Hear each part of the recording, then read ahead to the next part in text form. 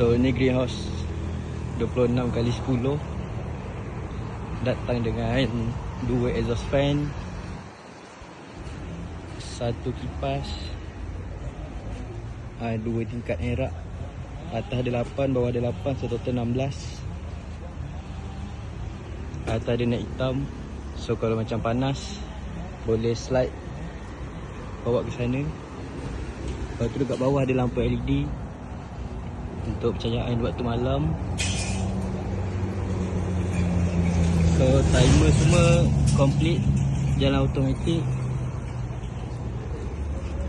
Sana air masuk, sini air turun. Lepas tu direct masuk ke tangki.